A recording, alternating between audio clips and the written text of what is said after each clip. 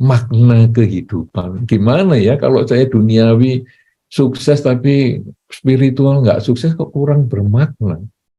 Tapi kalau spiritual sukses, duniawi nggak sukses, saya kok jadi juga kurang bermakna ya. Apalagi kita kadang-kadang dapat informasi dari beberapa orang tua ya. Kalau orang, mungkin Anda juga yang sedang menyaksikan acara ini, kadang-kadang masih mendengar kalimat, jangan sering-sering ke wihara, jangan sering-sering sembahyang, jangan sering-sering kumpul dengan para biku. Kenapa? Wah, kamu nanti jadinya sudah tidak mikir keduniawian, karena kamu maunya sukses spiritual. Jadi kalau mau sukses spiritual, hindari wihara, hindari kebikuan, hindari baca-baca ajaran dharma, hindari puja bakti. Ini pandangan yang tidak tepat, saudara. Karena di dalam dhamma, sebetulnya kehidupan spiritual dan kehidupan keduniawian ini ada jembatannya. Supaya kita bisa sukses kedua-duanya. Sehingga kita bisa hidup sehat, sukses, dan bahagia. Nah, sekarang sukses kedua-duanya ini jembatannya yang pernah disampaikan di dalam Dhamma adalah bahwa kita mau mengerjakan sesuatu yang bersifat spiritual, juga yang bersifat keduniawian, ada beberapa modal yang harus kita miliki. Kualitas batin yang harus kita miliki.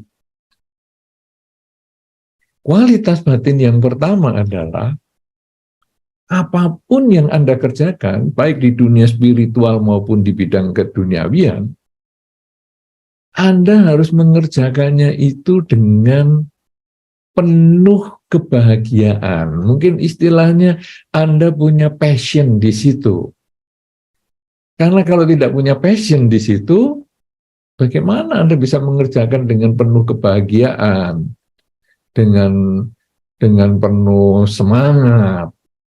Ya, jadi kita harus punya kebahagiaan. Bagaimana sekarang kebahagiaan itu bisa timbul?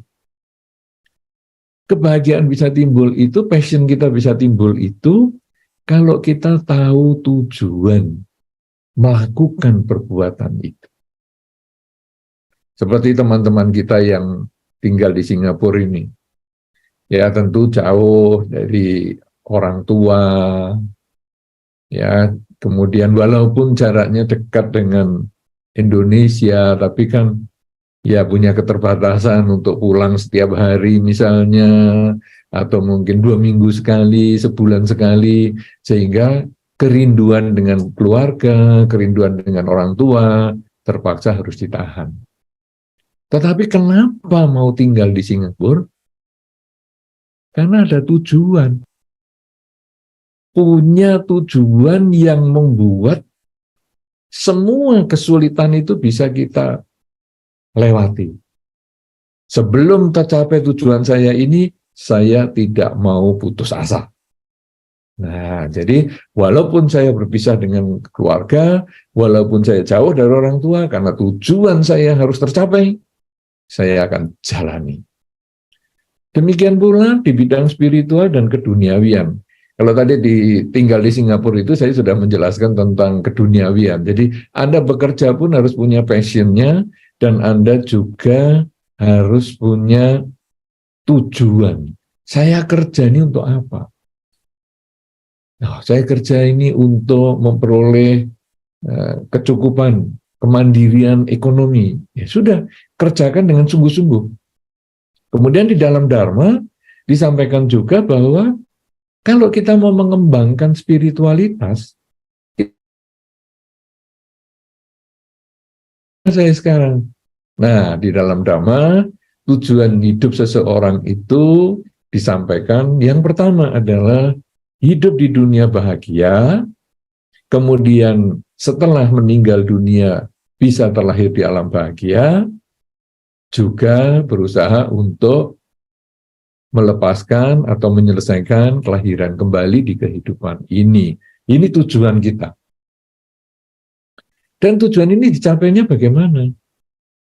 tujuan ini bisa dicapai bukan hanya dengan puja bakti, bukan hanya sering ke wihara, bukan hanya sering berkumpul dengan para biku.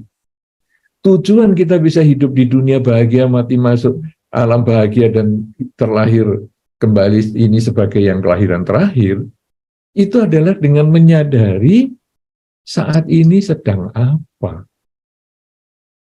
Jadi kuncinya hanya belajar hidup pada saat ini, menyadari sedang apa. Jadi saat ini saya sedang duduk, saat ini saya sedang berjalan, saat ini saya sedang bekerja, saat ini saya sedang membaca, saat ini saya sedang berbicara. Itu yang dikerjakan. Jadi kita sudah melihat sekarang benang merahnya antara kehidupan spiritual dan kehidupan duniawi tadi, bahwa sekarang kita harus mengembangkan pola pikir kesadaran saat ini saya sedang apa. Jadi kalau di kehidupan spiritual saat ini saya sedang duduk mengamati objek saya misalnya. Nah, kalau sedang duduk mengamati objek pernafasan mungkin. Ya, kalau kemudian juga mengulang kalimat semoga semua makhluk bahagia. Tetapi cara yang sama ini bisa digunakan untuk mengamati, menyadari apa yang sedang kita kerjakan. Saat ini saya sedang menulis laporan kantor saya. Saat ini saya sedang membuat neraca pemasukan dan pengeluaran dari perusahaan saya. Jadi bisa. Karena penggunaan kesadaran ini dari dunia spiritual bisa masuk ke dunia yang material ataupun urusan-urusan keduniawian untuk mencapai kesuksesan keduniawian. Jadi sukses duniawi, sukses spiritual baru menggunakan satu cara saja, sadar saat ini sedang apa, sudah bisa dijembatani. Apalagi menggunakan cara yang kedua, yaitu kalau kita punya passion pada spiritual maupun passion pada keduniawian, pekerjaan kita, maka tentu kita punya semangat. Semangat untuk menjalankan kehidupan spiritual kita, semangat menjalankan pekerjaan kita. Semangat kehidupan spiritual kita tadi yang nomor satu adalah saat ini saya sedang apa. Jadi kita selalu mengulang saat ini saya sedang apa itu menjadi satu mantra. Tidak pernah kita lupakan. Kita tidak pernah kendor mengucapkan saat ini sedang apa. Menyadari saat ini sedang apa. Dan ketika kita menyadari saat ini sedang apa ini dibawa ke kehidupan sehari-hari, kita menjadi semangat dengan apa saja yang kita kerjakan. Anda mengerjakan, apakah Anda perusahaan Anda sendiri, ataukah Anda ikut dengan perusahaan yang lain, Anda akan mengerjakannya dengan secara profesional. Karena Anda benar-benar mengabdikan diri Anda pada Anda bisa bayangkan. Yang disampaikan di dalam Dhamma oleh Sang Buddha ribuan tahun yang lalu, ternyata bisa menjadi jembatan spiritual sekaligus material. Passion kita kembangkan, kita sadari tujuan kita, kemudian kita membangun semangat, kemudian karena kita ada passion dan ada semangat, maka kita kemudian juga melakukan pekerjaan kita itu bisa renungkan. Kalau Anda baru senang mengerjakan sesuatu, di bidang mungkin elektronika misalnya, ataukah mungkin di bidang desain misalnya, Anda senang mengerjakan, maka kadang-kadang sampai malam bisa Anda kerjakan, dan salah sedikit saja Anda tahu, karena penuh dengan kesadaran, semangatnya tinggi, dan penuh kehati-hatian, penuh kewaspadaan. Jadi pekerjaan Anda itu betul-betul menjadi pekerjaan sempurna selesainya. Demikian pula di dunia spiritual.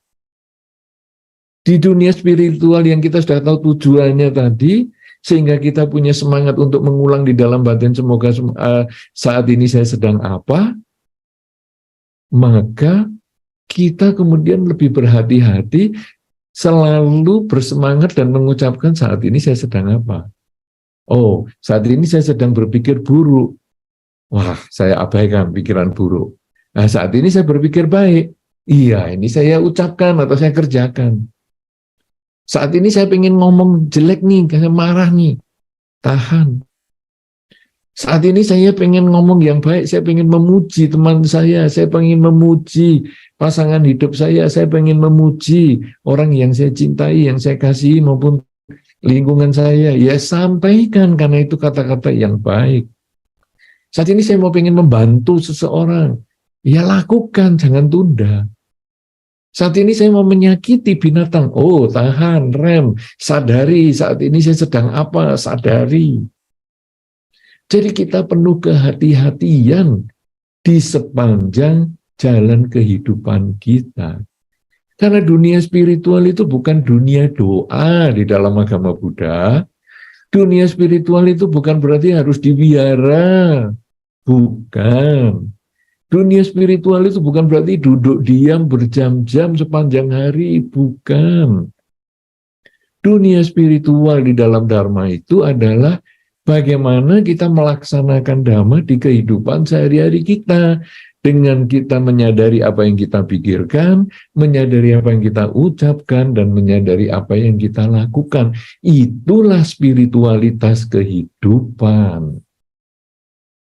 Kalau kita hanya membaca palita di wihara, kemudian ya tinggal di wihara sampai berbulan-bulan misalnya, itu ritual, belum spiritualitas.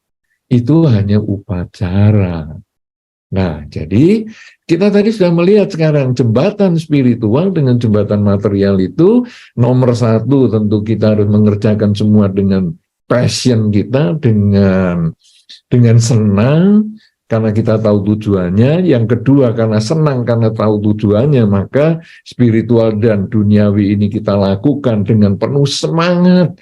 Bukan hanya 1 minggu, 2 minggu, tapi sepanjang waktu, sepanjang hidup kita. Karena kita setiap kali lemah, setiap kali kita kemudian tidak kepingin melakukan lagi, kendor, kita kemudian mengingat tujuan hidup saya ini apa. Kenapa saya dulu mau spiritualitas saya tinggi dan material saya juga sukses ini, kenapa? Begitu kita ingat tujuan kita, semangat bangkit lagi, passion kita muncul lagi, dan kemudian kita lebih berhati-hati lagi. Kita selalu waspada dengan apa saja yang kita kerjakan, supaya hasilnya menjadi sempurna. Karena hasil yang terbaik itu, kalaupun tidak sempurna, hasil yang terbaik itu untuk masa depan yang lebih baik. Fondasi spiritual yang lebih baik di masa depan, fondasi keduniawian juga yang terbaik di masa depan. Ibaratnya sekarang kalau Anda misalnya membaca peta, misalnya Anda pergi ke satu tempat, jalan mungkin hiking, kemudian Anda membaca peta, wah ini jalanannya dengan peta kok ada jarak sedikit ya, mungkin setengah derajat. Nggak apa-apa lah, setengah derajat, abaikan aja, biarkan saya jalan yang tidak sesuai peta, nanti mungkin di depan nyambung. Saudara-saudara, memang di satu titik, di peta itu, di titik kita berdiri, dia bedanya setengah derajat. Tapi dia begitu berjalan 1 jam, jarak itu menjadi besar sekali. Jarak lagi 2 jam, 3 jam, semakin besar. Kenapa? Karena kita tidak presisi. Kenapa? Karena kita tidak menyiapkan fondasinya dari awal. Tetapi ketika kita sudah melakukan dengan penuh semangat, berdasarkan passion kita, berdasarkan kesenangan kita melakukan sesuatu itu, kemudian kita juga penuh kehati-hatian, maka kita tidak meleset. Kita berusaha tidak meleset 1 derajat pun tidak, supaya ini menjadi fondasi yang kuat. Mulai hari ini, kalau Anda sering mengucapkan saat ini saya sedang apa, maka secara spiritual Anda menjadi lebih menyadari apa yang Anda pikirkan, ucapkan, dan lakukan, sehingga Anda hanya melakukan ataupun mengucapkan sesuatu yang baik karena pikiran Anda diarahkan ke yang baik, menghindari ucapan buruk, perilaku buruk karena pikiran Anda ini mengabaikan yang buruk, itu secara spiritual. Secara keduniawian, karena Anda melakukan yang terbaik, saat ini saya sedang apa, melakukan yang terbaik, maka prestasi Anda di bidang pekerjaan pun menjadi baik. Karena Anda bekerja, menulis misalnya, membuat satu laporan, fokus pada pembuatan laporan itu. Pikiran tidak terdistraksi, pikiran tidak tergoyahkan dengan hal-hal yang lain, sehingga Anda fokus. Dan tentu hasilnya menjadi maksimal. Kemudian Anda sepanjang hari fokus, saat ini saya sedang apa? 8 jam Anda kerja, Anda fokus. Bahkan kalau di beberapa negara itu ada yang teorinya 996, masuk jam 9 pagi, pulang jam 9 malam untuk 6 hari, dia akan selalu fokus. Dan kalau dia selalu fokus 996 itu, hasilnya juga menjadi maksimal. Kesuksesan duniawi bisa tercapai sekaligus menjalankan untuk spiritualnya. Nah, saudara-saudara, kita sekarang sudah 3 hal yang diajarkan di dalam Dhamma, yaitu memilih satu pekerjaan haruslah sesuai dengan yang kita sukai, yang tentu berdasarkan tujuan hidup kita.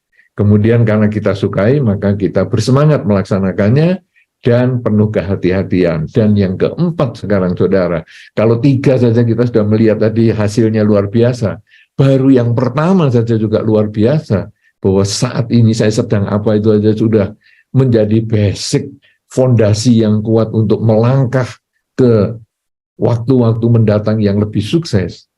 Apalagi kita tambah yang keempat, yaitu mengevaluasi.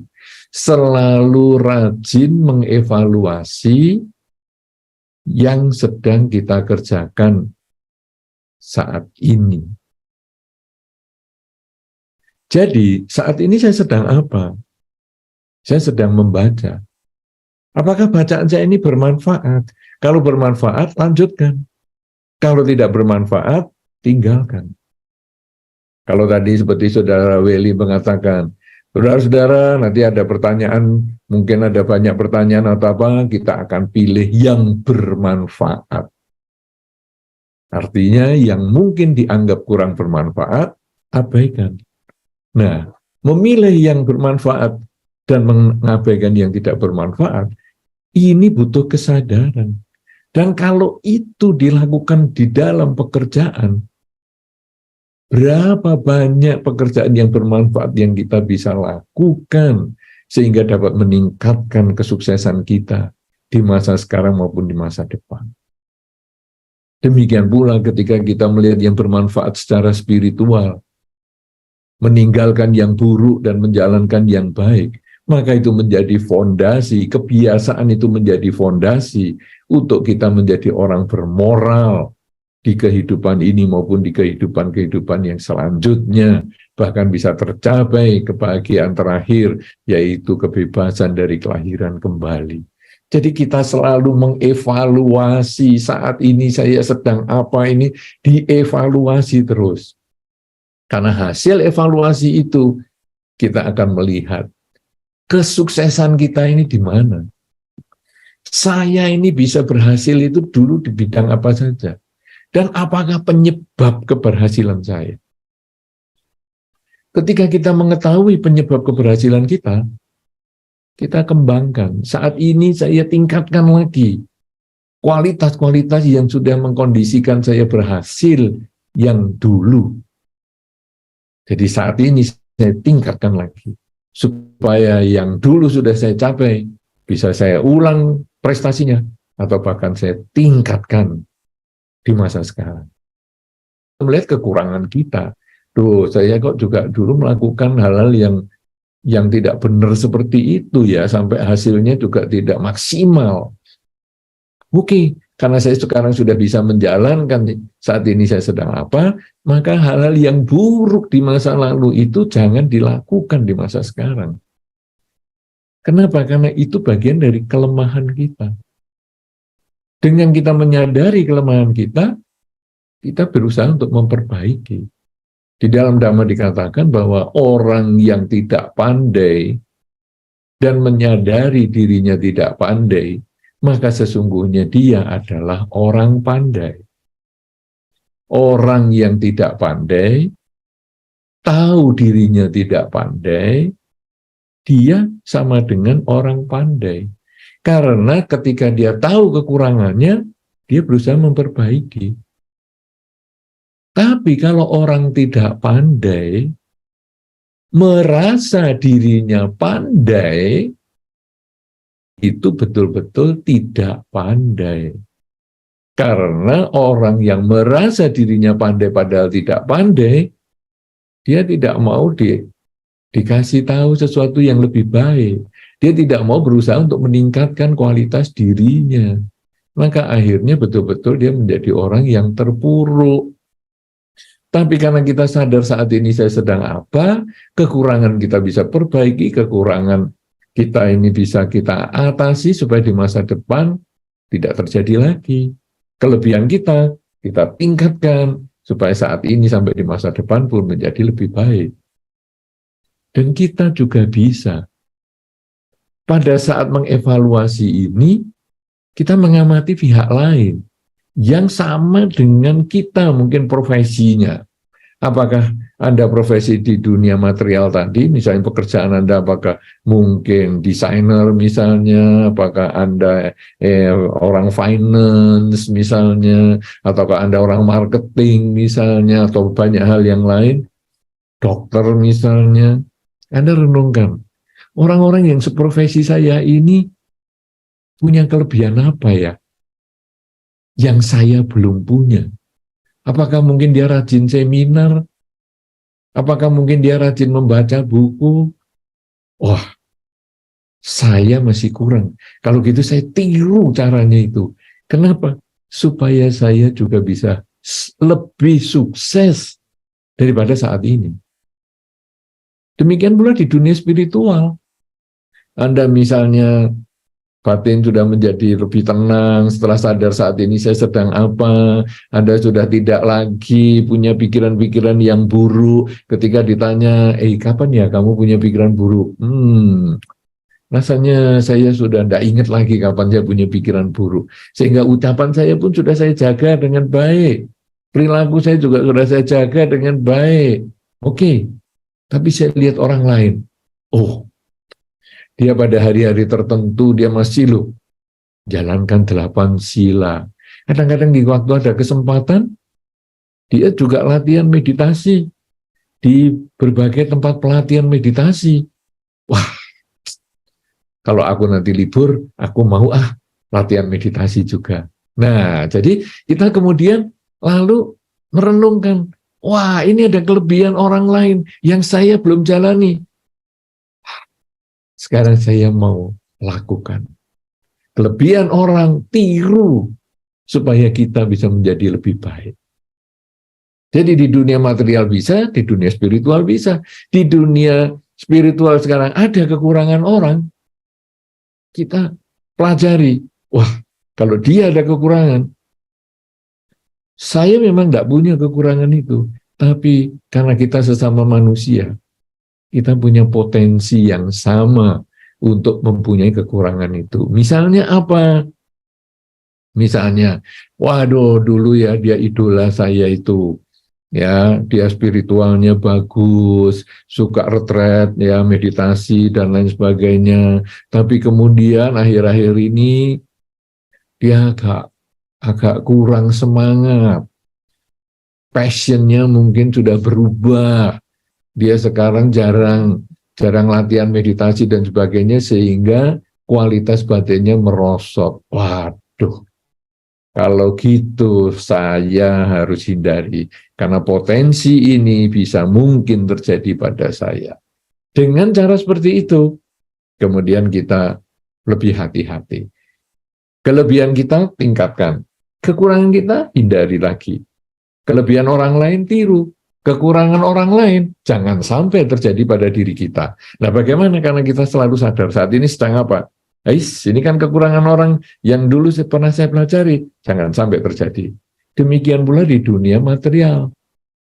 Di keduniawian juga sama. Kita punya kesuksesan, wah dulu kita mungkin bisa menghasilkan prestasi yang besar, bahkan ketika pandemi pun saya hasilnya juga bagus sekali, kualitas pekerjaan saya juga bagus. Apa sebab itu? Wah, saya cari. Sebabnya saya ini selalu semangat dan sadar setiap saat ini saya sedang apa, sehingga pekerjaan saya itu selalu efektif dan efisien. Oke, saya akan lanjutkan. Kualitas batin yang demikian bagus, saya lanjutkan supaya pekerjaan saya di masa sekarang menjadi fondasi yang kuat untuk lebih punya kekurangan ini. Dalam pekerjaan saya, mungkin kadang-kadang saya terlalu semangat sehingga malah saya sakit. Jadi saya tidak perhatikan jam istirahat, saya malam kadang masih kerja sampai pagi, subuh dan sebagainya, kemudian langsung kerja terus, waduh, sampai saya sakit saat itu. Oke, kalau demikian saya perbaiki kekurangan saya itu, supaya di masa depan saya tidak lagi sakit, karena saya bisa menyeimbangkan antara waktu kerja dan waktu istirahat. Kemudian saya juga lihat orang lain yang sukses. Kenapa ya dia bisa lebih sukses dari saya, padahal itu pekerjaannya sama, kita mulainya juga sama, bahkan dulu kita juga teman satu sebaya. Oh, ternyata dia ini orangnya kadang berani mengambil sikap lebih cepat daripada saya. Dia punya prinsip, dengan mencoba 50% berhasil. Tidak mencoba 100% gagal. Aduh, ini saya agak takut yang seperti itu. Oke, saya akan berusaha mengikuti cara dia, saya siap gagal semampu saya. Nah, saya kalau gagal sebesar dia, saya nggak sanggup. Tapi gagal semampu saya. Sehingga dengan saya berani mencoba, saya membuka pintu kesempatan untuk sukses. Karena dengan mencoba 50% kemungkinan berhasil. Tidak mencoba 100% gagal. Nah, kemudian juga orang ini sudah idola saya, tetapi kok juga dia ada kekurangan ya. Wah, dia ini kadang terlalu gampang percaya sama teman, sehingga kadang dijerumuskan sama teman. Oke, kalau begitu saya lebih hati-hati, saya harus percaya pada diri saya. Karena di dalam Dhamma dikatakan, diri sendiri adalah pelindung bagi diri sendiri. Diri sendiri adalah pelita bagi diri sendiri. Diri sendiri adalah pulau bagi diri sendiri. Kalau begitu saya harus lebih hati-hati, supaya saya jangan terpengaruh dengan teman. Nah, saudara-saudara, jadi kita lalu melihat sekarang, bahwa dunia spiritual dan dunia material, ternyata di dalam Dhamma itu tidak dipisahkan dengan garis yang tegas. Justru kita bisa bekerja secara spiritual. Karena pekerjaan itu pun adalah bagian dari ekspresi spiritualitas kita. Nah, ekspresi spiritualitas kita ini ada 4 hal yang tadi kita sudah sampaikan.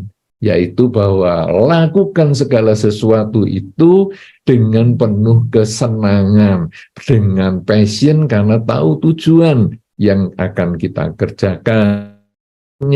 Dengan ada senangnya, maka kita selalu bersemangat di dalam melakukan pekerjaan kita ataupun melakukan pengembangan spiritual kita. Kemudian selain kita punya passion, punya semangat, kita juga mengerjakannya dengan penuh kehati-hatian karena ada semangat dan kita lebih perfeksionis, kita lebih ingin yang sempurna, yang terbaik prestasi yang kita mampu kerjakan. Dan yang keempat, kita rajin mengevaluasi baik kelebihan dan kekurangan sendiri maupun kelebihan dan kekurangan orang untuk dijadikan pelajaran, meningkatkan kelebihan kita atau meniru kelebihan orang, dan mengurangi kekurangan kita, menghindarkan kekurangan kita, dan juga mencegah kekurangan orang muncul pada diri kita. Dengan cara seperti ini, saudara-saudara, maka makna kehidupan kita ini menjadi lebih jelas bahwa ternyata spiritualitas dapat menginspirasi kehidupan yang keduniawian yang kita sedang kerjakan. Dan inilah yang disampaikan di dalam Dhamma, sehingga hidup kita menjadi bermakna.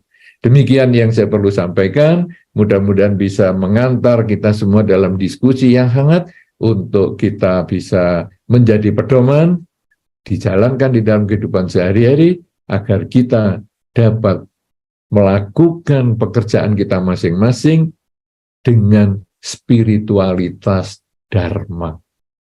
Demikian saya kembalikan kesempatan kepada Saudara Welly. Semoga memberikan kebahagiaan, semoga bermanfaat, dan terima kasih. Silakan. Sadu, sadu, sadu. Terima kasih Bante atas uraian damanya. Mari kita mulai dengan sesi tanya jawab. Mungkin bagi teman-teman yang ada di Dhamma Hall, kalau ada yang mau bertanya, tinggal angkat tangan aja. Mungkin saya nggak bisa ngelihat, tapi ada yang bantu melihat. Jadi nggak masalah. Nah, mungkin sebelum memulai, karena masih pada mikir pertanyaannya, mungkin saya tanya dulu satu pertanyaan Bante.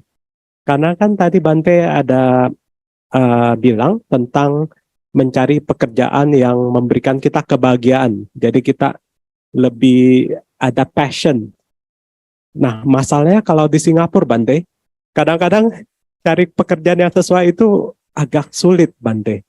Jadi mungkin kita mengesampingkan pekerjaan yang sesuai banget dengan passion kita. Jadi mungkin kita cari pekerjaan, ya asal dapat uang, bisa mandiri secara ekonomi, bolehlah. Jadi tiap hari kita menyeret diri kita dari tempat tidur. Tapi ya itulah dilema, maksudnya kalau kita mencari pekerjaan mungkin tidak sesuai. Bagaimana kiat-kiat agar kita bisa balik ke tips-tips yang tadi Bante berikan. Jadi tetap bahagia, tetap bersemangat, tetap berhati-hati, dan juga evaluasi. Baik, pertanyaan yang bagus ya. Memang dalam keterbatasan negara tertentu, kadang kita memilih pekerjaan ini nggak bisa ya sesuai dengan passion. Saya ini sebetulnya senang di bidang dunia kreatif. Nah, tetapi dunia kreatif kan, saya kan jadi secara ekonomi saya kurang mandiri misalnya. Atau dunia kreatif ini agak sempit lahannya. Saya dengan kualitas saya ini rasanya sulit saya untuk diterima di dalam satu pekerjaan tertentu. Nah, tapi tadi Saudara Welly sudah sampaikan bahwa sekarang yang penting adalah kemandirian ekonomi. Karena tadi juga saya ceritakan kan bahwa kita perlu passion, tapi juga ada tujuan kita ini mau apa sekarang, bahwa tujuan saya ini adalah kemandirian ekonomi. Wah, kalau tujuan saya kemandirian ekonomi, passion bisa nomor 2, yang penting sekarang tujuan saya ini. Sekarang kita membuat tujuan jangka panjang ataupun juga jangka pendek. Misalnya jangka pendek, saya akan bekerja dalam 1 tahun ini, saya harus bisa misalnya mungkin mencicil rumah, ataupun mungkin saya punya kendaraan, atau mungkin saya bisa membeli sesuatu yang memang saya inginkan dalam 1 tahun ini. Sehingga ketika saya kendor, saya tidak punya semangat, saya juga kemudian kurang berhati-hati, malas mengevaluasi, lalu saya merenung, loh, tujuan saya bekerja ini kan mau untuk mendapatkan dalam 1 tahun hasil yang seperti tadi. Masa sekarang saya terus males-malesan? Nanti kalau saya kerjanya tidak sempurna, saya kemudian dikeluarkan dari pekerjaan saya, kan saya malah repot. Nah, dengan perenungan pada tujuan tadi, akhirnya semangat juga bangkit lagi. Evaluasi juga muncul lagi, kehati-hatiannya juga muncul lagi. Walaupun sebetulnya passionnya lemah, rendah. Sehingga tadi dikatakan, aduh ya sampai kita menyeret badan kita, ya sudah pokoknya saya bekerja lah. Tapi ingat tujuan, bahwa saya harus cukup dalam 1 bulan ini, saya harus mencapai ini, dalam 1 tahun saya harus targetnya segini, karena saya akan mewujudkan harapan ini. Apalagi kalau itu jangka panjang, dalam 5 tahun saya tinggal di negara ini, saya harus bisa seperti ini. Wah, Anda lalu bagi 5 tahun ini berarti 60 bulan. 60 bulan itu 1 bulannya 25 hari kerja kali 60. Wah, ini berarti sekarang berapa nih? 900 mungkin dan seterusnya. Wah, 900 hari ini apa bisa saya? Lalu saya bagi lagi 900 hari ini berarti saya bagaimana ya, 1 hari saya prestasinya harus bagaimana? Lah itu akhirnya kita punya time schedule-nya itu. Dan kita penuhi itu, karena saat ini saya sedang apa? Saat ini saya sedang apa? Karena kunci yang pertama adalah mengucapkan saat ini saya sedang apa? Saat ini saya sedang apa? Saat ini sedang apa? Sehingga time schedule kita ini terpenuhi. 25 hari kerja dalam sebulan, tercapai. Besoknya lagi, bulan berikutnya 25 hari lagi, tercapai lagi. Demikian seterusnya. Jadi, satu, berusaha mencari pekerjaan yang disukai, tapi kalau tidak, atau sekaligus bisa memenuhi tujuan kita. Nah, tujuannya adalah kemandirian ekonomi, atau punya gaji yang besar, atau mungkin saya kepingin mengekspresikan diri saya secara lebih maksimal. Kalau uang saya sudah cukup, tapi saya pengen mengekspresikan diri saya, ya terserah. Itu tujuan tiap orang kan berbeda-beda. Demikian, mudah-mudahan bisa lebih jelas bagaimana walaupun bukan passion kita, tapi kita tetap semangat karena kita tahu bahwa saat ini saya sedang apa dan tujuan saya itu jangka pendek maupun jangka panjang. Apa yang harus saya wujudkan sudah jelas tergambar di dalam benak saya. Begitu? Baik, terima kasih Bante atas uraiannya. Dan bagi teman-teman yang kadang-kadang lupa dengan semangat, mungkin bisa di-review lagi videonya yang akan kami upload di YouTube. Jadi biar tetap ingat, jadi tidak menyeret-nyeret untuk pergi bekerja di pagi hari ya. Oke, baik. Apa ada pertanyaan dari teman-teman di Dhamma Hall? Belum? Oke, ada satu. Mungkin kita ada satu penanya Bante dari Buddhist Fellowship Dhamma Hall. Ya, tolong diberikan namanya atau mungkin asalnya juga ya. Nama budaya Bante dan semuanya. Saya Hanjoyo dari Bengkulu.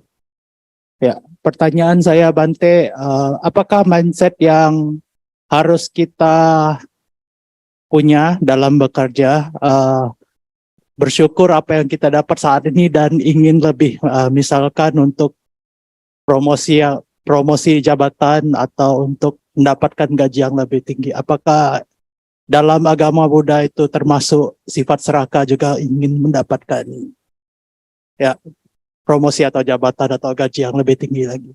Terima kasih Bante. Iya. Apakah ingin sukses, pangkatnya naik, gajinya tinggi, apakah ini serakah? Nah, saudara-saudara, kita harus punya pegangan pada saat ini saya sedang apa. Ini kunci luar biasa ya di dalam Dhamma. Jadi yang ditemukan di dalam Dhamma itu Sang Buddha itu adalah menyadari saat ini nih saya sedang apa. Kenapa demikian? Karena ini nanti yang akan membedakan keserakahan dengan yang bukan keserakahan. Kalau kita mengatakan, aduh saya pengen naik gaji, saya pengen naik pangkat, saya pengen kaya, itu jadi serakah. Wah, ini umat Buddha nanti gimana ya? Apa terus jadi nggak usah kaya-kaya aja ya? Nah, kalau caranya seperti itu, kira-kira Buddhist Fellowship bisa punya tempat nggak ya? Karena kelihatannya kan dulu ada rencana Buddhist Fellowship ini kan mau membeli tempat atau macam apa yang harganya cukup tinggi. Nah, kemudian semua yang hadir itu mengatakan, nggak usah kaya lah, itu serakah itu. Hei, kita mulai dengan saat ini saya sedang apa. Bahwa saat ini sedang apa itu bahwa saat ini. Jadi sekarang saya mau, katakanlah gini aja, penghasilannya menjadi lebih tinggi. Ya, gajinya, kalau gaji mungkin nanti gini aja. Kadang-kadang kan kita ditarget omset ya. Dalam minggu ini kamu harus dapat sekian, X. Kalau Singapura ya X dolar. Sudah X ribu, berarti ini terserah nih berapa banyak. Wah, luar biasa ini. Kemudian saya bekerja. Saya bekerja.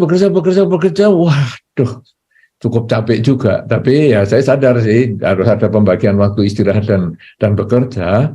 Kemudian waktu akhir minggu ternyata tidak tercapai. X ini tercapainya hanya 60% dari target. Nah, orang yang serakah itu begitu tidak tercapai dia stres. Waduh, nggak tercapai, gimana ini? Aduh, apalagi misalnya ini nanti minggu depan saya sudah targetnya baru lagi. Aduh, nanti gimana? Ini kan nanti jadi beban utang untuk target berikutnya dan lain-lain. Itu stres. Tetapi orang yang penuh kesadaran, dia hanya tahu saat ini saya sedang apa. Bahwa saat ini hasilnya memang hanya tercapai 60%. Saya mau sedih kayak apa, enggak bisa mengubah. Saat ini hasilnya memang 60% dari X yang saya targetkan itu, enggak bisa berubah.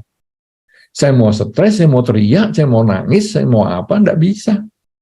Yang bisa adalah saya menerima kenyataan bahwa saat ini hasil adalah 60%. Lalu bagaimana? Nah, masuk ke evaluasi. Tadi yang faktor yang keempat. Dievaluasi, kenapa ya? Kok hasilnya 60% dari target? Oh, saya mungkin terlalu pede. Nah, saya pikir dengan 6 hari kerja atau 5 hari kerja ini saya bisa mencapai X tersebut. Ternyata nggak bisa. Ya sudah, berarti X ini setelah saya evaluasi tidak tercapai dalam 1 minggu kerja, tapi menjadi 10 hari. Nah, dengan menyadari seperti itu tanpa stres, sadar saat ini sedang apa, ini menjadi tidak serakah karena tidak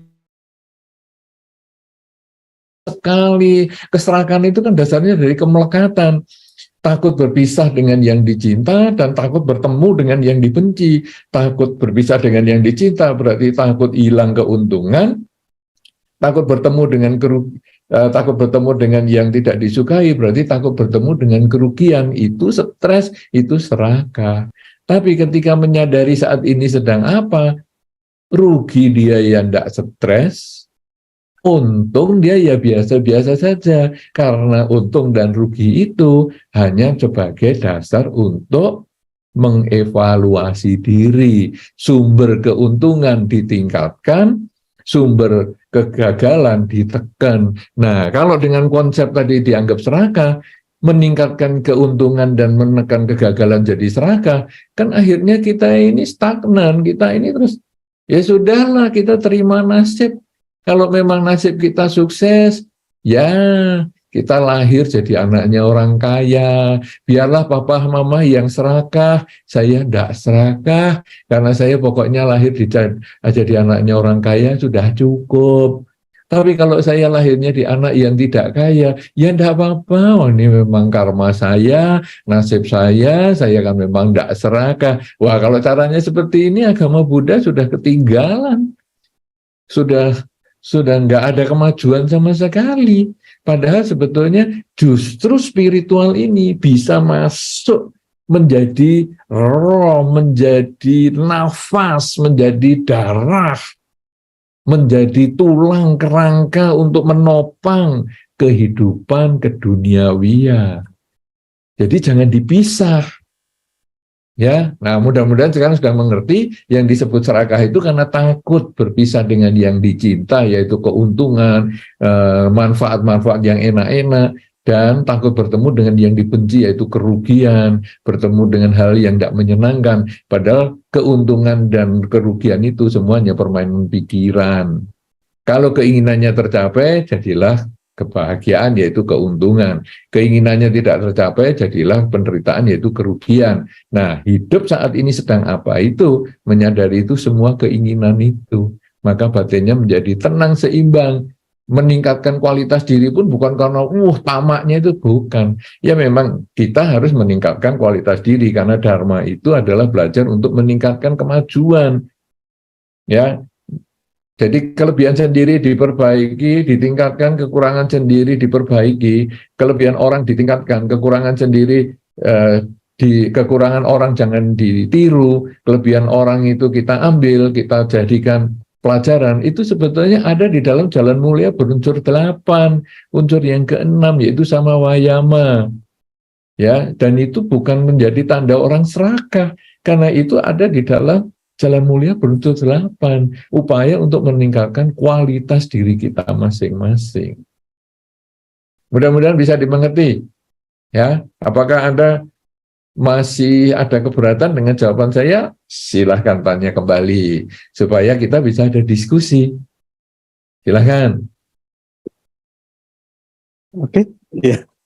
Ya, umat Buddha boleh kaya, boleh naik gaji, ya, boleh punya harapan untuk promosi jabatan, tapi jangan serakah. Nah, ini tipis banget karena jangan serakah ini munculnya dari sadari saat ini saya sedang apa. Ya.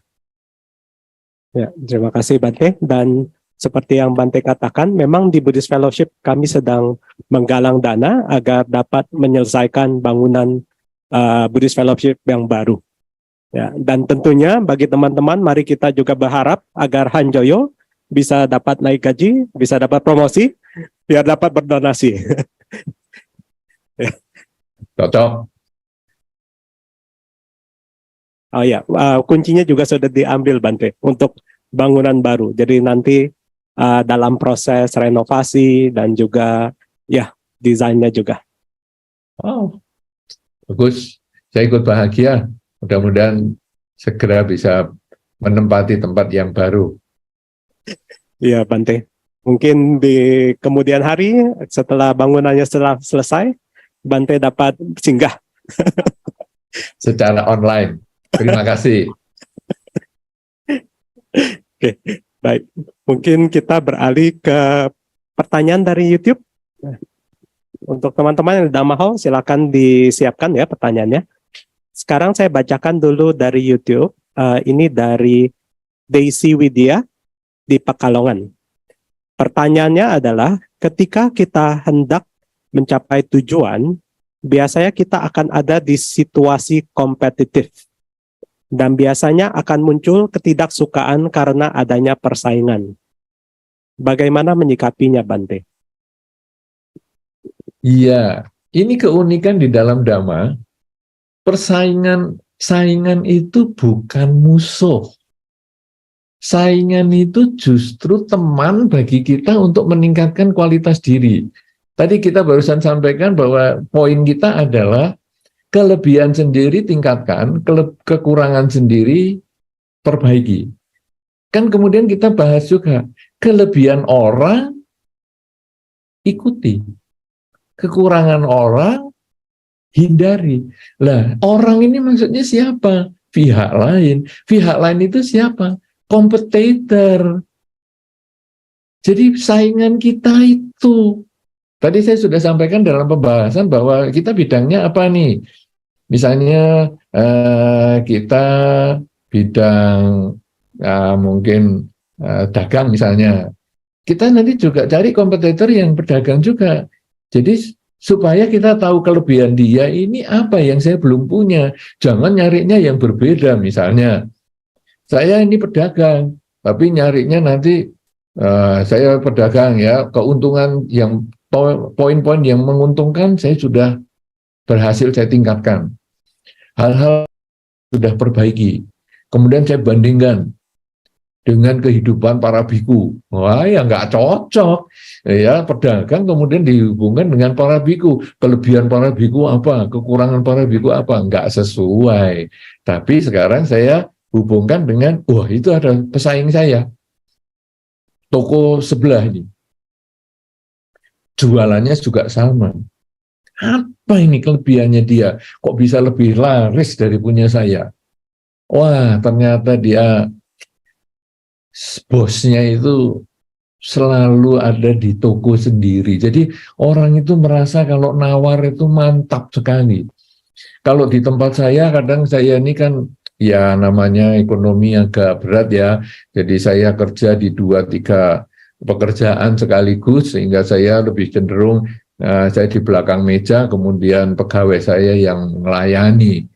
Saya memang kurang bergaul dengan pembeli sehingga pembeli merasa, wah, saya kalau nawar sama karyawan kok kurang mantap ya. Oh, kalau gitu, sebelah ini seperti itu, saya akan berusaha.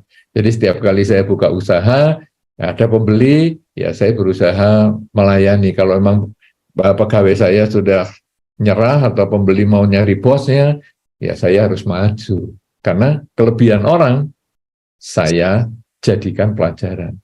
Tapi juga dia punya kekurangan nih, yang membuat dagangan saya lebih laris. Apa ini kekurangannya? Dia itu belinya di tempat yang agak mahal, sehingga barangnya dia itu mahal. Memang bosnya yang jual, jadi dia senyumnya bagus, ngomongnya pandai, dan akhirnya walaupun harganya mahal, orang tuh mau beli. Padahal saya bisa beli barang yang lebih murah. Oh, kalau begitu, kekurangannya dia itu menjadi pelajaran bagi saya. Jangan sampai saya mengulang kesalahan yang orang lain lakukan karena kita satu profesi. Dia bukan kompetitor saya.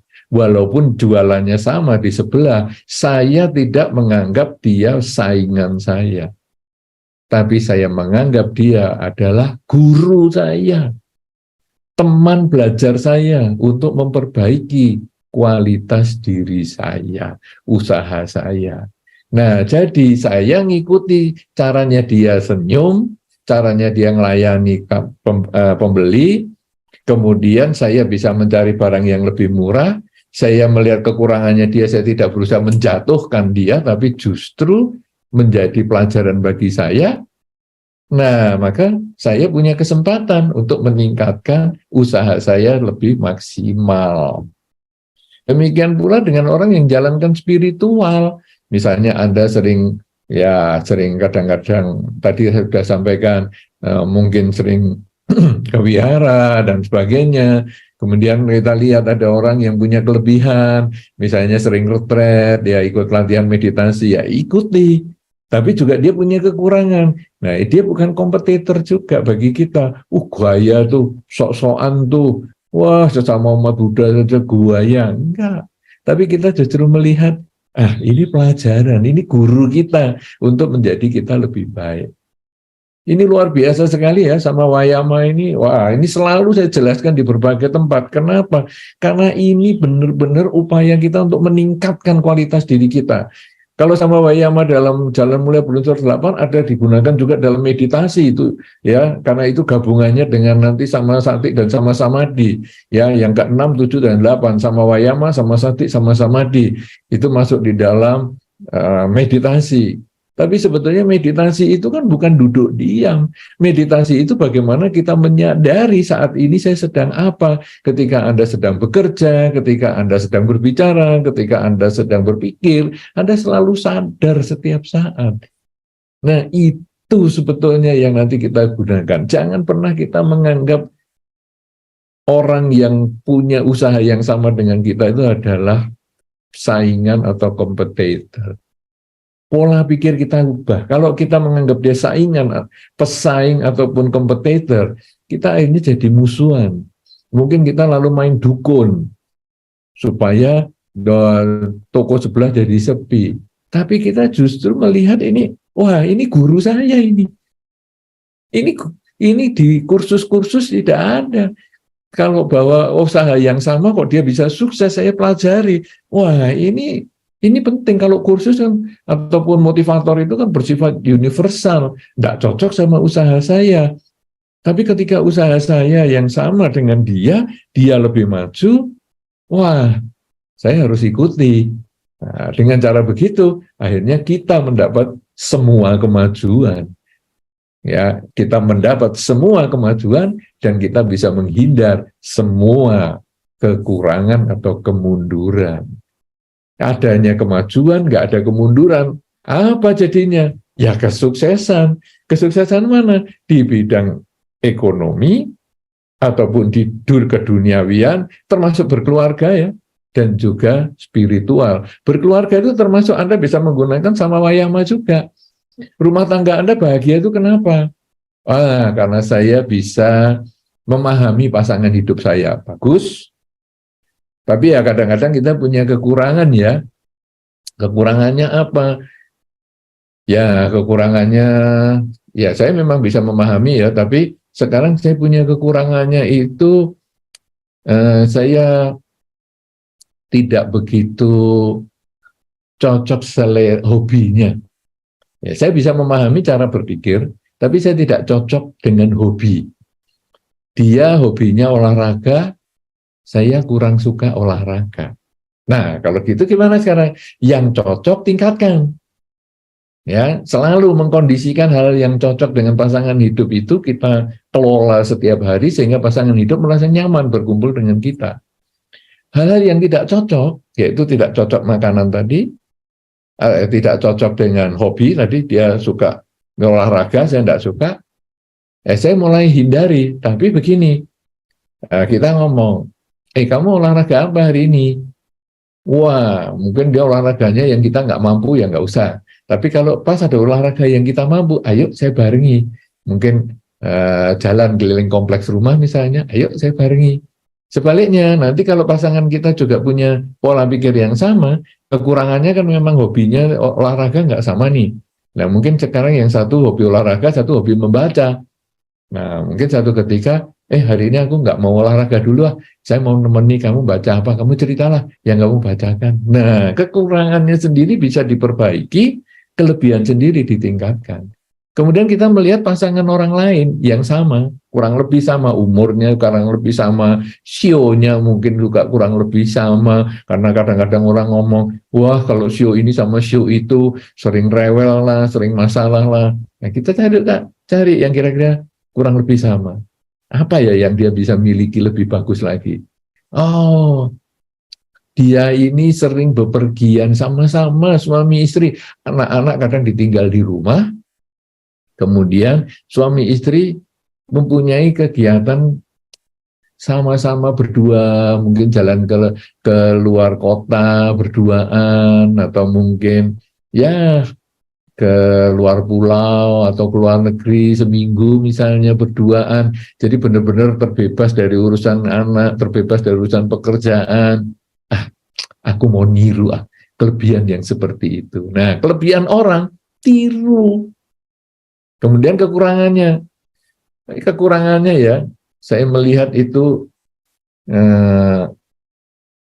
pasangannya ini agak, karena sering pergi-pergi kemana-mana, anaknya jadi agak kurang berpendidikan.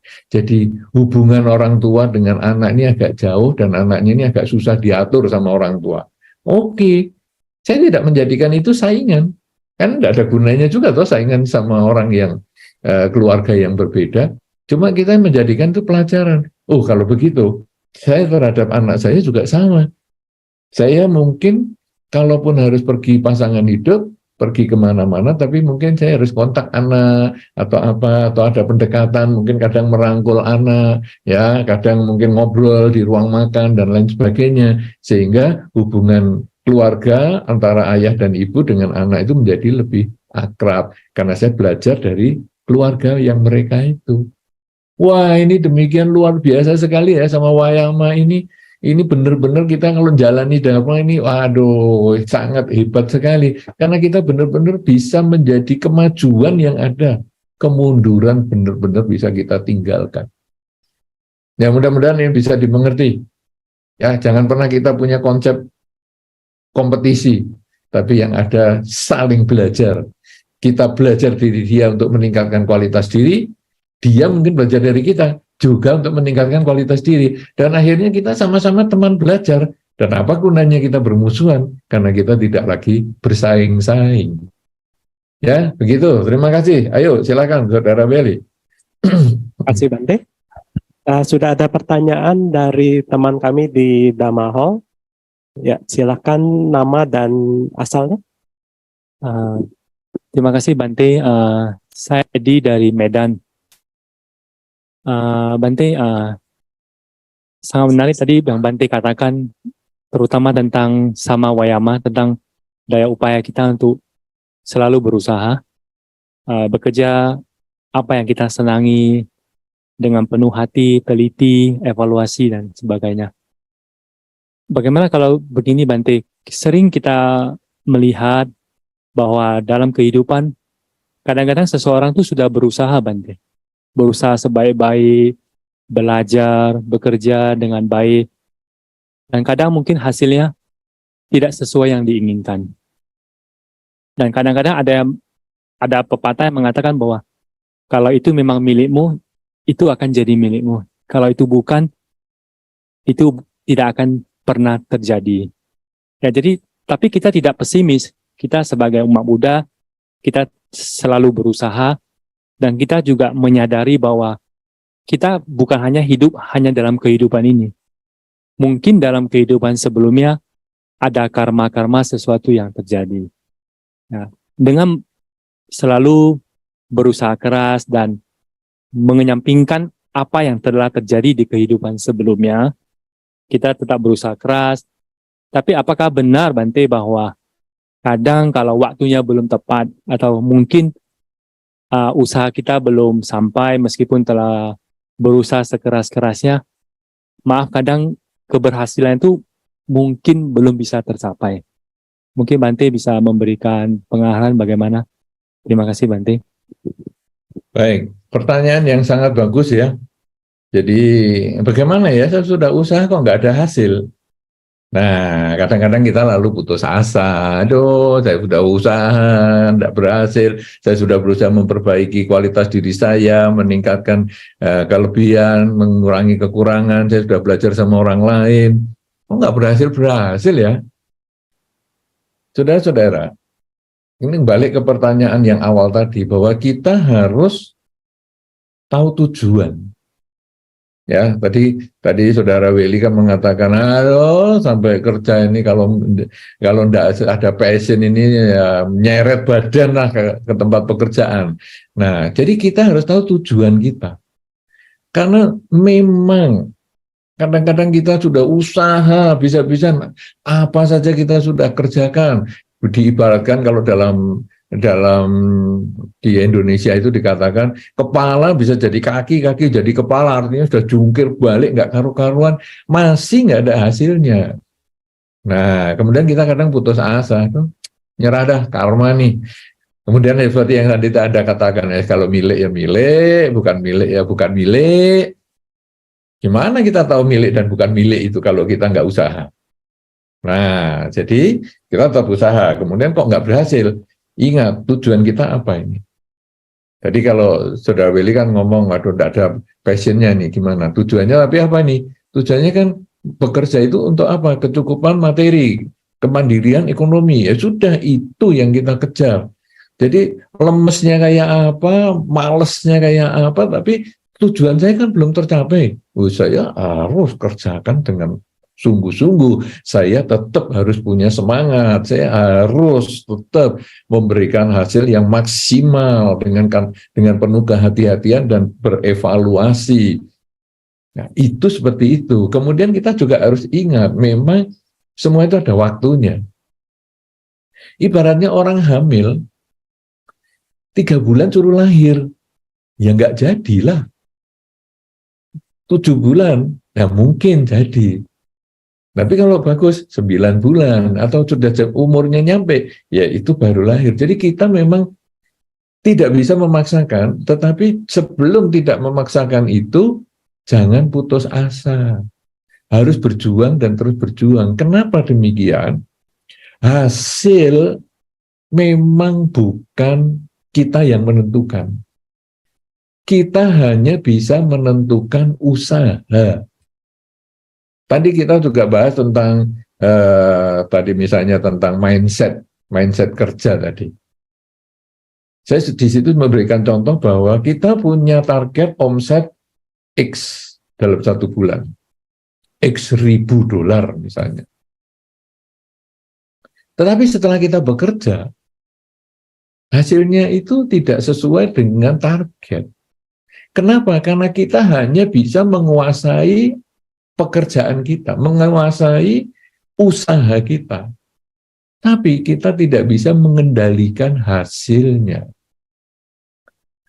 Sehingga kita kemudian, wah ini ternyata nggak bisa ya dalam 1 bulan 25 hari kerja ya, berarti target X ini mungkin saya capai dalam 40 hari kerja misalnya. Nah, jadi kita hanya bisa berkuasa pada usaha kita.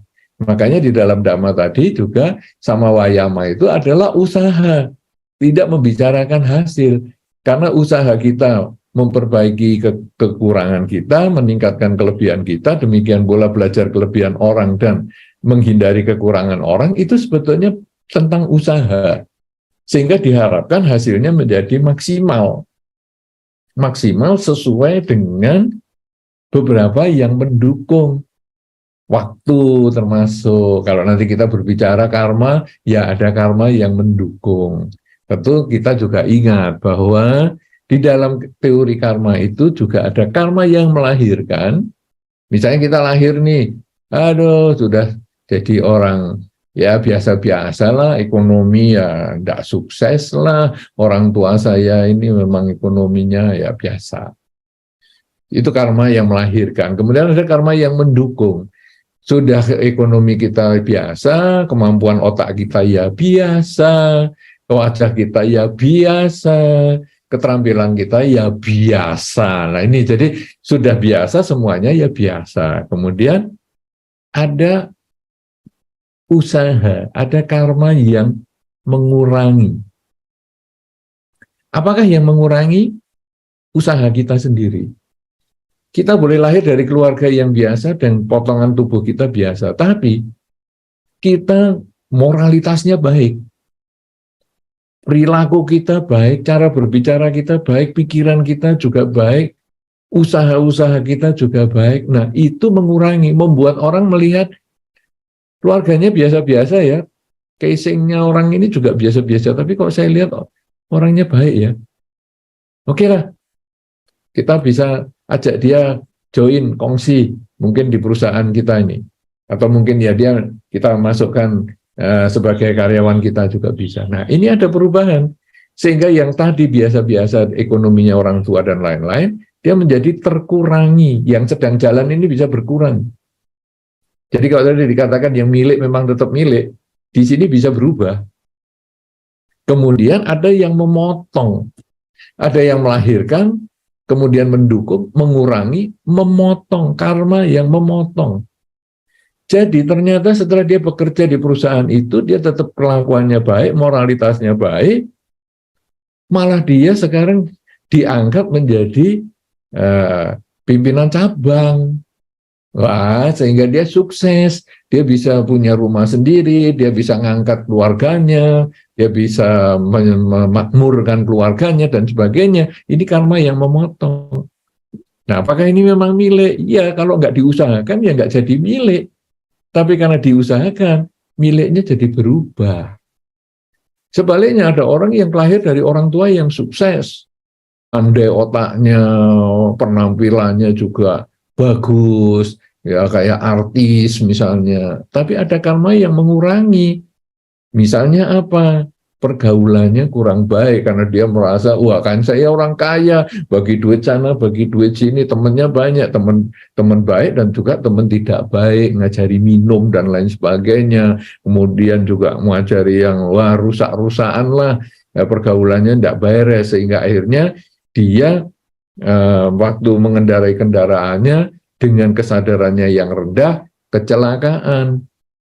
Dan akhirnya penampilan yang kayak artis itu menjadi hancur, kemudian juga penghasilan yang demikian bagus, otak yang bagus, ini juga otaknya menjadi error, dan akhirnya itulah karma yang memotong. Coba Anda renungkan, kelahiran dari orang sukses, penampilannya, casingnya juga kayak artis, pandai otaknya, tapi karena perbuatannya sendiri mengurangi, yaitu dia bergaul dengan yang tidak bijaksana, maka dia terpotong, akhirnya menjadi otaknya tidak beres, penampilannya juga tidak karuan. Anda tentu tahu itu salah satu artis yang terkenal sekali dulu di zaman, mungkin Anda juga pernah nonton itu Home Alone atau macam apa itu, ya. Itu dulu kan waktu mudanya anak itu kan, wah penampilannya bagus, sudah menjadi sukses, ketika dia masih usia sangat kecil karena main di Home Alone itu.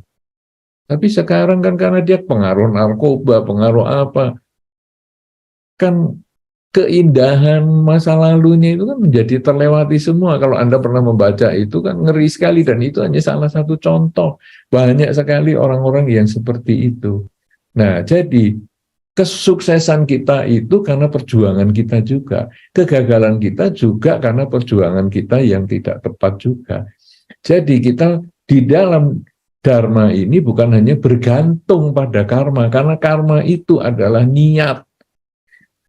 Sang Buddha menyebutkan karma itu adalah niat, berarti segala sesuatu yang kita niati itulah karma, bukan menerima. Karma itu ada niat untuk melakukan dan baru ada buahnya. Jadi kita ketika mengalami kesusahan dan sebagainya, jangan mengatakan, waduh ini buah karma aku. Tidak, karena keputusan kita yang mungkin tidak tepat.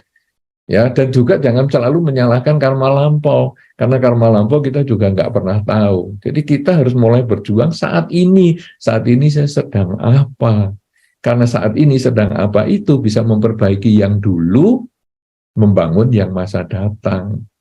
Tapi kalau kita ya memang karmaku buruk lah, aku dulu karma lampaunya apa ya, penjahat atau apa, hidupku kok menderita gini, selamanya kita tidak ada kemajuan. Sejahat-jahatnya kita, mungkin kita belum pernah membunuh seperti Anggulimala.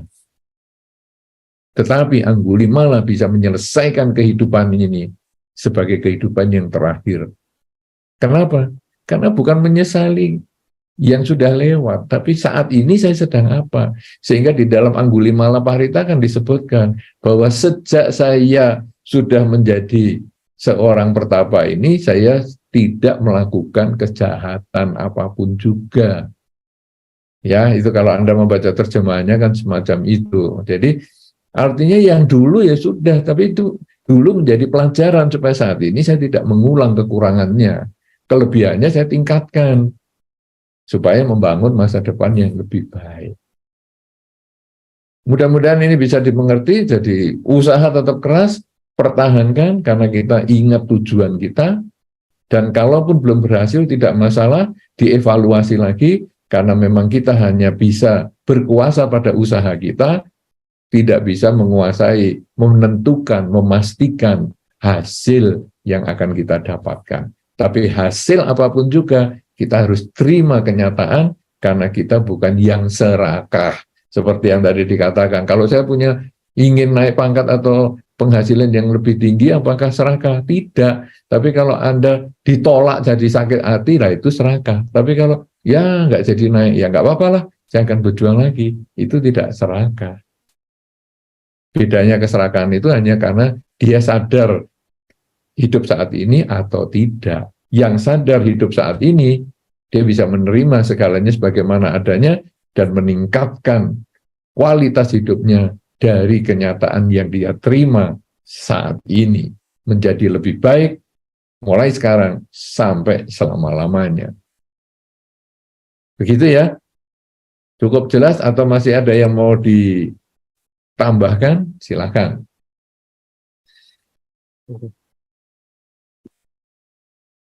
Ada yang mau ditambahkan?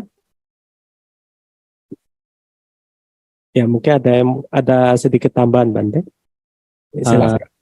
Terima kasih Bante. Mungkin kita akan membahas lebih lanjut tadi tentang yang Bante katakan, seorang yang dilahirkan dengan sangat baik, dengan ilmu yang bagus, wajah tampan, tapi tiba-tiba dia bergaul dengan orang yang tidak baik, jadi ada karma yang memutus.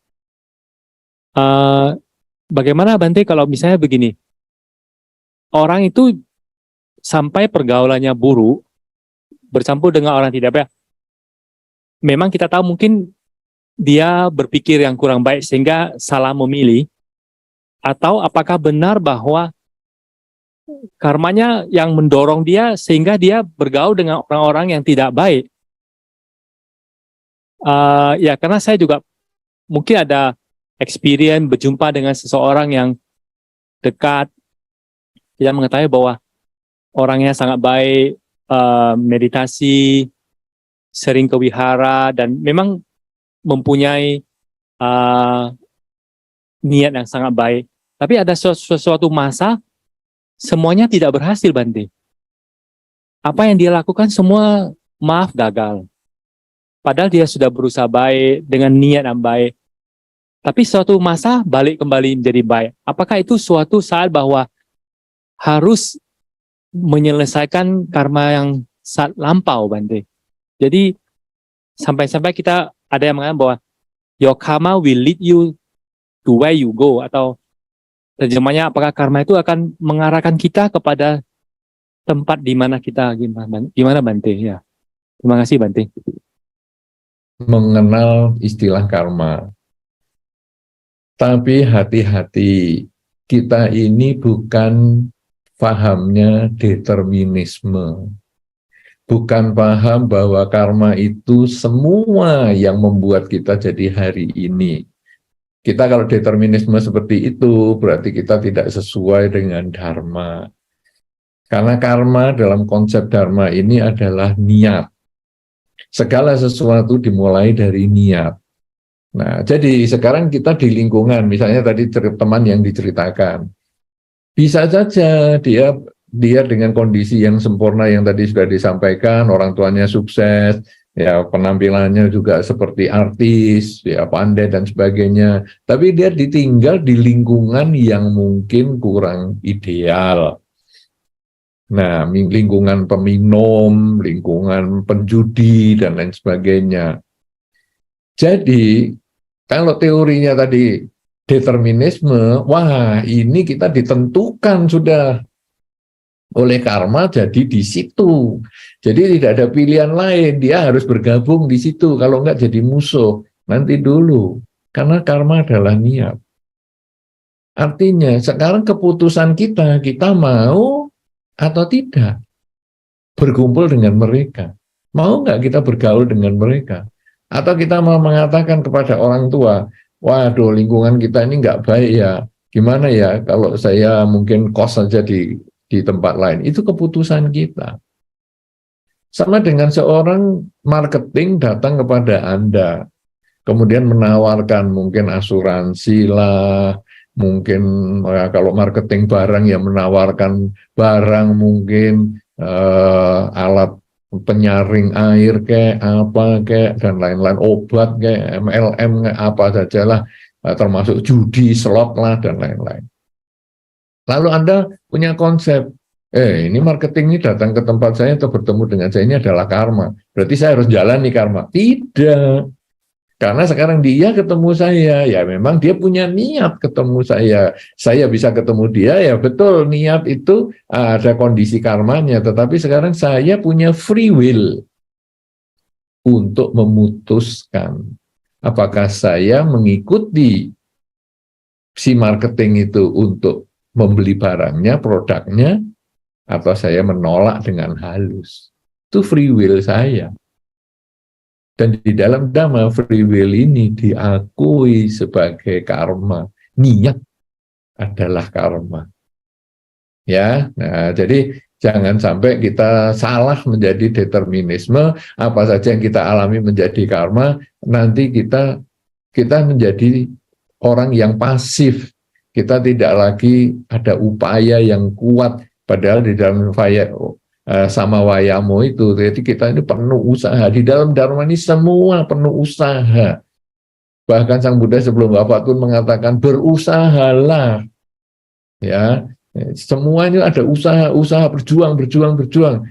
Pangeran Siddhartha mencapai kesucian pun itu hasil perjuangan 6 tahun, bukan hasil mendapat. Ya memang karmanya yang sepertinya dalam kehidupanku ini menjadi kehidupan terakhir karena memang sudah karmanya ini, karena di zaman dulu Buddha di Pangkarasa sudah dapat blessing. Enggak, ya diperjuangkan. Kesucian itu adalah hasil perjuangan, bukan hasil pemberian karma. Ingat baik-baik ini ya, supaya kita tidak sampai salah. Nanti kalau salah kita menjadi pasifisme yang repot juga. Nanti kita tidak ada aktivitas apa-apa karena kita mengatakan karmanya saya memang harus begini. Tidak. Kita punya free will untuk menentukan apakah kita mau melaksanakan atau tidak. Begitu ya, Saudara Edi tadi. Ya, terima kasih Bante atas uraiannya. Time check dulu Bante, sekarang waktu menunjukkan pukul 3.40 di Singapura, mungkin 2.40 di Surabaya, di tempat Bante. Jadi apa boleh kami extend dulu Bante sampai jam 4 waktu Singapura untuk Q&A-nya? Jadi jam 3 waktu Bante. Silahkan, 20 menit lagi. Oke, ya terima kasih Bante. Ya, saya berlanjut ke pertanyaan dari YouTube dulu. Ini dari Steffi Setiawan. Pertanyaannya, kalau misalnya sedang di fase burnout, bagaimana kita bisa mendapatkan passion-nya kembali? Ya, bagaimana ya kita kalau pas baru, aduh ini sudah semuanya capek semualah ini, bagaimana ya passionnya kembali? Ya kadang-kadang kita bisa menurunkan tensi, cooling down dulu lah. Ya, tetapi tetap ingat tujuan awal itu apa. Orang naik gunung bisa nyampe ke atas itu kalau selalu ingat tujuannya. Tapi kalau nggak ingat tujuannya, mau pulang setengah jalan. Ya, tadi saya juga sampaikan dengan contoh Anda tinggal di Singapura misalnya. Kalau nggak tahu tujuannya, akhirnya, aduh apa ya ini kok saya jadi seperti merasa jauh dengan keluarga, mau ngomong sama keluarga atau sama mungkin ya anak atau apa, wah kok ya jadi sulit sekali komunikasi dengan mereka. Nah, akhirnya passion kita menurun dan kita merasa tidak punya semangat sama sekali. Tapi kalau kemudian kita ingat tujuannya, saya ini tujuannya apa? Oh ya, saya ini akan mewujudkan kemandirian ekonomi. Mumpung saya masih muda, mumpung saya masih semangat. Oke, saya bangun kembali. Jadi saya harus memotivasi diri saya. Selain itu, kita juga bisa meminta saran orang lain. Kadang-kadang kita ini, sebetulnya kalau secara Dhamma, kita ini sudah dibekali wawasan-wawasan Dhamma untuk kita mandiri ya. Diri sendiri pelindung bagi diri sendiri, ya kemudian jadikanlah diri sebagai pulau bagi diri sendiri dan sebagainya, itu supaya kita mandiri. Tetapi pada proses prakteknya kadang-kadang kita ya lemah juga ya, di saat kita burn out kemudian aduh ya gimana ya enggak punya semangat. Kadang-kadang kita terus sharing dengan teman. Nah teman itu karena dia tidak terlibat secara emosi ya, dia bisa memberikan saran yang lebih baik. Ya, sudahlah, kamu tetap semangat dan sebagainya. Sama dengan Anda misalnya mendapatkan curhat dari teman yang lain. Entah dia karena masalah pekerjaan, masalah keluarga, masalah yang lain-lain. Dia merasa bebannya ini berat sekali sampai harus meneteskan air mata lah, sampai dia ngomong saya nggak bisa tidur, sampai minum obat tidur dan sebagainya. Tapi Anda yang mendengar ceritanya itu, Anda merasa masalahnya demikian mudah. Kenapa harus dipersulit? Dengan pola pikir seperti itu. Nah, itu bagi Anda pikirannya ada, tapi jangan dikeluarkan dengan omongannya ke orang itu. Anda hanya mengatakan, oke, sebetulnya ya memang kesulitannya seperti itu, tapi bisa diatasi dengan cara gini-gini. Kenapa? Karena kita tidak terlibat secara emosional. Kita bukan si pelaku, jadi kita lebih bisa punya wawasan, ya, helikopter view. Jadi kita punya wawasan yang lebih luas, melihat sekitarnya, sehingga kita bisa membantu menyelesaikan masalah yang dia sedang hadapi. Tapi bagi orang yang terlibat secara emosional, dia sulit sekali untuk ketemu jalan keluarnya. Bahkan kita saja yang punya kacamata pembaca, kemudian terletak di atas kepala karena kita masih mau lihat jarak jauh, pada saatnya kita dibutuhkan kacamata itu, kita bisa nyari dengan gelisah, mana kacamata, dan emosi. Kenapa? Karena kita terlibat secara emosional, bahwa saya itu mau cepat dapat kacamatanya, saya mau bekerja lagi. Mana kacamata. Lah orang lain di luar kita, dia helikopter view. Loh, itu di atas kepalamu. Ah iya. Demikian pula ketika kita mengalami kesulitan, ketika kita mengalami patah semangat, ketika kita mengalami kelelahan semuanya, rasanya sudah tidak punya tenaga sama sekali untuk melanjutkan usaha kita. Kadang-kadang selain kita cooling down, kita sampaikan kepada teman yang kita percaya supaya kita dimotivasi lagi. Motivasinya itu sebetulnya nanti diri kita juga yang menyelesaikan. Sama dengan pergi ke dokter, sakit ya diobati, obatnya ya kita sendiri yang minum. Demikian pula dimotivasi, kita sendiri yang jalani. Cuman karena dia tidak terlibat secara emosi, dia lebih bisa kita ngerti, oh iya, sesungguhnya memang begitu. Ya, terima kasih. Nah, jadi bagi Anda yang sedang burn out atau apa, tidak ketemu passionnya, masuk akal. Kadang-kadang kita perlu tunda sebentar, kadang kita perlu curhat dengan teman supaya bisa di-input lagi datanya. Tapi kalau kita mau lebih semangat, yaitu ingat tujuan awalnya, maka Anda akan bangkit semangat melewati semua kesulitan untuk mencapai tujuan yang sudah Anda tetapkan sendiri. Demikian, mudah-mudahan bisa menjawab. Terima kasih. Silahkan lanjut. Ya, terima kasih Bante. Ada satu pertanyaan dari Damahol, dari Nur, yang berasal dari Malang. Apakah usaha ayam petelur termasuk melanggar sila? Iya, secara dhamma sebetulnya usaha yang ada hubungannya dengan makhluk ini agak kurang ideal karena potensinya besar untuk pelanggaran sila. Potensinya besar. Jadi misalnya sekarang ayam petelur, saya memang tidak membunuh nih, saya kasih makan kok. Betul. Jadi selama menjadi ayam petelur, ya dia baik-baik saja sih.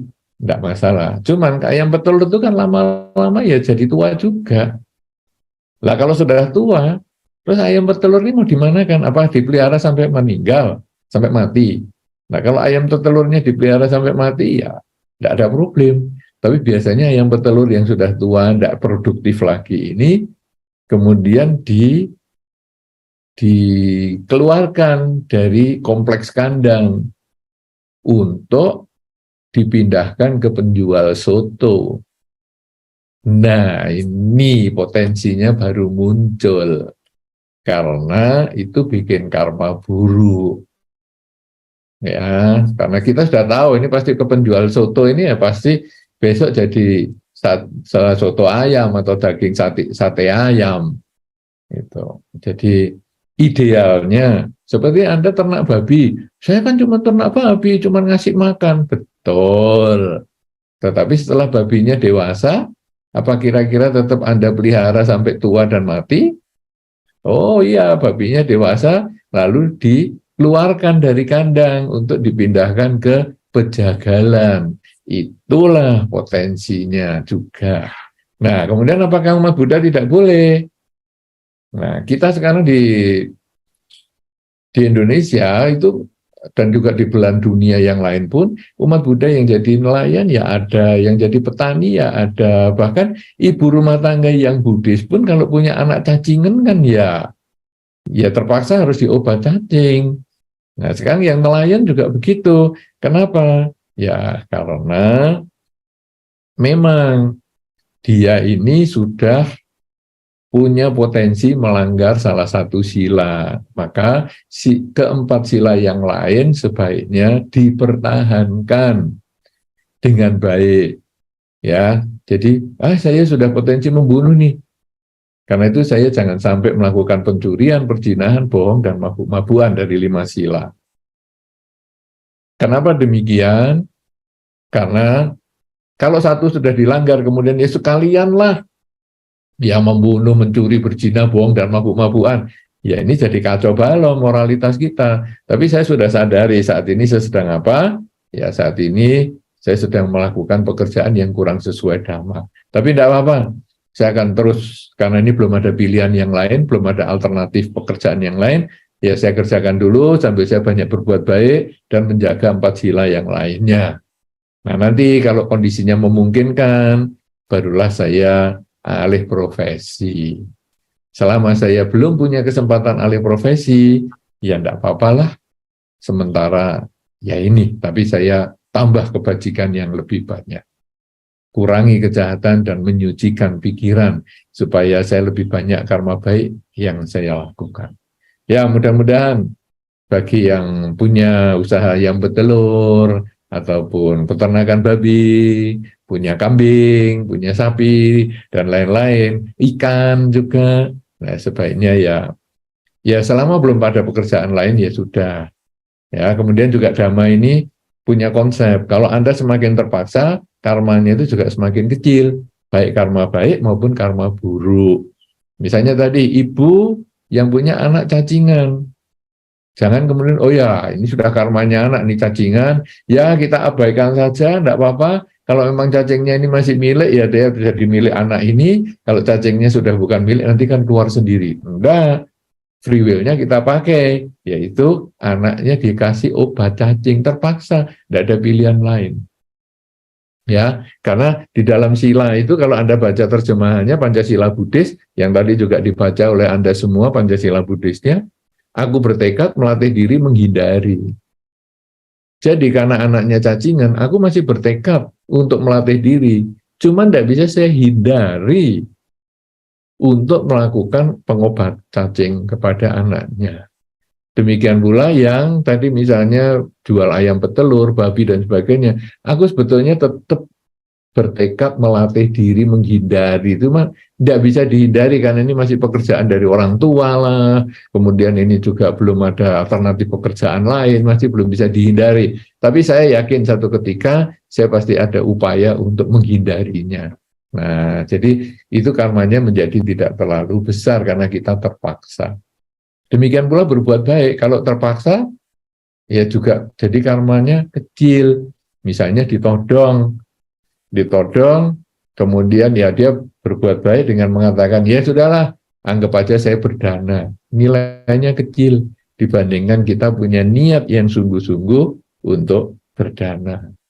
Begitu ya, mudah-mudahan bisa dimengerti pertanyaan yang tertulis ini tadi. Karena ini tadi dari Dhamma Hall, siapa tahu masih kurang penjelasan saya, boleh disampaikan lagi. Terima kasih. Terima kasih Bante. Mungkin pertanyaan terakhir, kalau ada yang mau bertanya dari Dhamma Hall? Ada? Tidak ada? Kalau tidak ada, saya bacakan pertanyaan terakhir yang sudah masuk. Tidak ada ya? Semua sudah jelas. Baik, mungkin saya bacakan pertanyaan terakhir, Bante, dan mungkin Bante juga bisa langsung memberikan kata penutup nantinya. Oh ya, sekedar informasi, dari tadi saya juga menanyakan teman-teman untuk memberitahukan asal, karena ini juga untuk memberitahukan teman-teman semua yang bergabung dari YouTube bahwa para umat-umat Buddhis di sini yang berada di Singapura juga berasal dari seluruh pelosok Indonesia. Ada representasinya, Bante. Jadi ada yang dari Batam, ada yang dari Bandung, ada yang Medan. Nah, jadi untuk teman-teman lain yang menyimak dari YouTube, boleh datang ke Buddhist Fellowship Dhamma Hall. Nah, ini dari Harry Lee yang berasal dari Palembang dan sekarang berdomisili di Singapura. Moga-moga nanti Harry Lee juga bisa datang bergabung langsung di Dhamma Hall ya. Pertanyaannya adalah, nama budaya, nama saya Harry, warga Palembang sekarang berdomisili di Singapura. Bante, saya mau bertanya, bagaimana mengimbangi rasa bersyukur dan mengejar kesuksesan duniawi? Baik.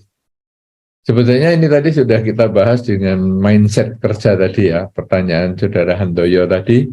Tapi saya akan sampaikan lagi, dan ini mungkin juga menjadi satu kesimpulan ya, bahwa rasa bersyukur itu adalah menerima kenyataan saat ini sedang apa itu. Ya, bahasa kita saat ini sedang apa? Bahasa yang digunakan tadi adalah bersyukur. Kalau tadi misalnya target omset saya X, tapi kemudian setelah saya perjuangkan dalam 1 bulan ini, yang mestinya dapatnya X ternyata hanya 60%. Maka saya bersyukur sudah bisa mendapat 60%. Yang disyukuri itu kan yang didapat, bukan yang hilang. Ya, karena kalau kita menyesali yang hilang, aduh kok masih kurang 40% ya, stres, itu serakah soalnya.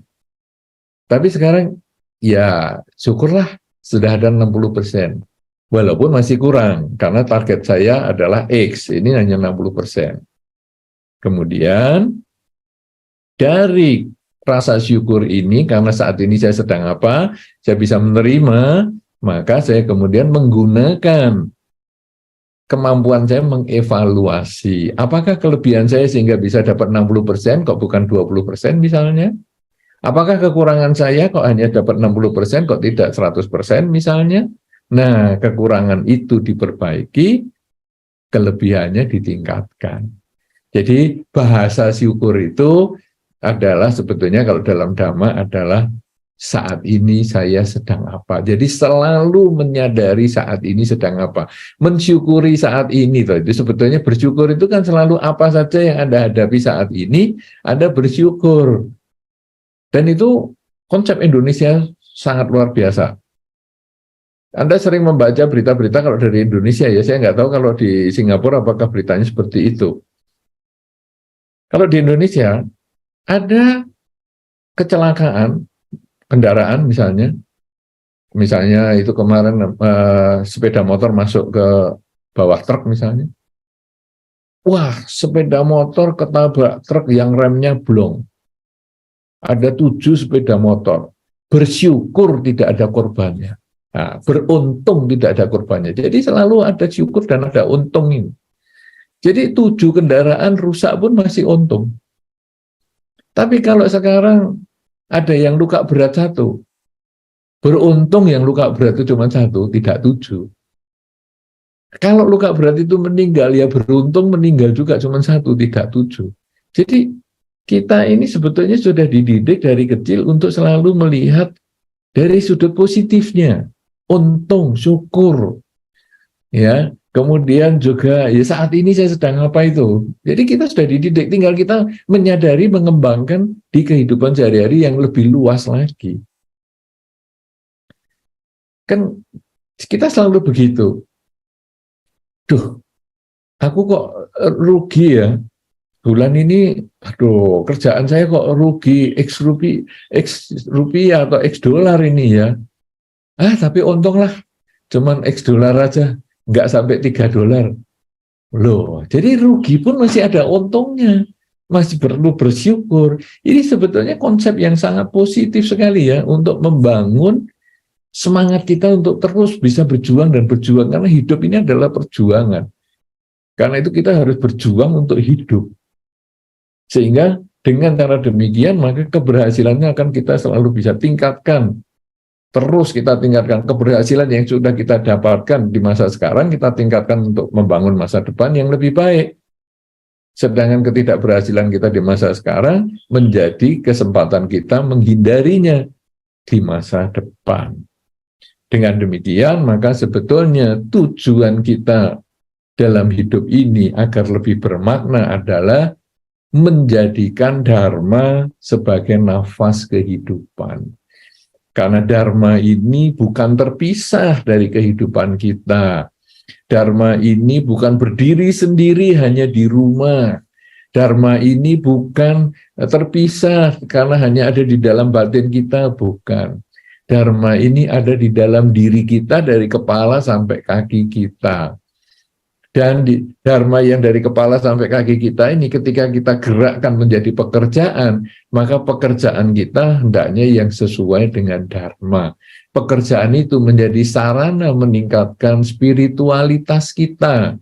Kalau tadi a purposeful life ini adalah bagaimana kita menyelaraskan antara kehidupan spiritual dan kehidupan materi, maka sesungguhnya setiap gerak kita, setiap ucapan kita, setiap pola pikir kita ini, kalau dinafaskan atau kalau diinspirasikan oleh Dharma, maka dia justru akan menjadi kesempatan meningkatkan kualitas kehidupan kita secara materi juga.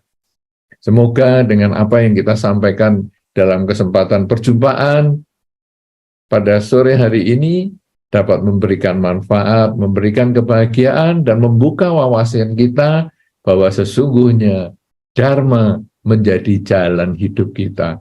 Dengan Dharma menjadi jalan hidup kita, kesuksesan spiritual, kesuksesan keduniawian dapat kita raih bersama-sama di dalam kehidupan ini juga, sehingga kita bahagia secara spiritual di kehidupan ini, bahagia secara material di kehidupan ini, dan dapat terlahir di alam bahagia setelah kehidupan ini, bahkan bisa mencapai kebebasan dari kelahiran kembali juga di kehidupan ini juga. Terima kasih atas perhatiannya. Semoga apa yang kita sampaikan menjadi satu sarana yang baik untuk meningkatkan kualitas diri.